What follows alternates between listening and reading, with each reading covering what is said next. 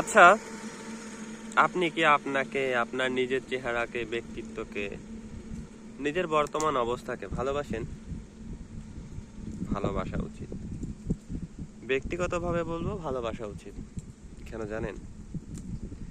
আসলে বাস্তবতা এই যে আমরা নিজেরা নিজেদের সাথেই সবচেয়ে বেশি সময় কাটাই।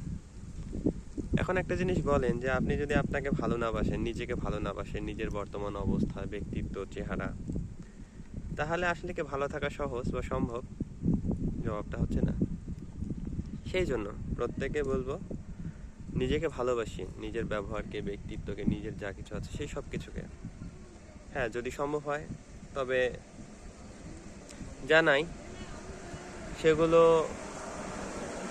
কি করে পাওয়া যায় সে চেষ্টা করিয়েন। কিন্তু বর্তমান নিজের যা কিছু আছে, চেহারা, নিজের ব্যক্তিত্ব, শিক্ষা দীক্ষা, জ্ঞান গুণ, অবস্থা, সব কিছুকে ভালোবাসেন। কারণ ওই যে বারবার বলতেছি যে আমরা যদি আমাদের নিজের বর্তমান যা কিছু আছে সেই সব কিছুকে ভালো না বাসি না, তবে নিজেকে আসলে ভালো রাখা কঠিন। সেই জন্য প্রত্যেকে বলবো ভালোবাসিন নিজের যা কিছু আছে, আর যা কিছু নাই সেগুলো আসলে কি করে পাওয়া যায় সেই চেষ্টা করিয়েন।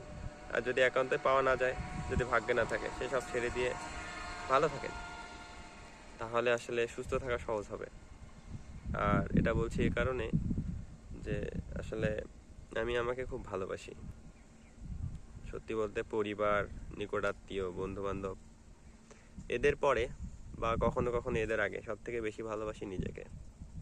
কারণ আমি ওই যে বললাম, আমি আমার সাথেই সব থেকে বেশি ভালোবাসি, আমি আমার থেকে সব থেকে বেশি সময় কাটাই। তো এখন আমি যদি আমাকে ভালো না বাসি, তবে আসলে আমার জীবনটা কি আমার কাছে বিরক্তিকর মনে হবে না? নিজের কাছে একটা যন্ত্রণা মনে হবে না? সেই জন্য ভালোবাসি, ভালো লাগে, যা নাই সেসব পাওয়ার চেষ্টা করছি। আপনিও ব্যক্তিগতভাবে আপনার দিক থেকে যা কিছু আছে সেগুলো ভালোবাসিয়েন। কারণ ওই যে বারবার বলতেছি যে আসলে নিজেই নিজেকে ভালো না বাসলে না, আসলে অপরের কথা নয় বাদই দিলাম, নিজেই নিজেকে ভালো না বাসার কারণে নিজেই নিজের ভালো রাখা বা নিজেই নিজেকে ভালো রাখা কঠিন, অসম্ভব প্রায়। সেই জন্য নিজেকে ভালো রাখতে আসলে ভালোবাসিয়েন নিজের যা কিছু আছে সেই সব কিছুর জন্য।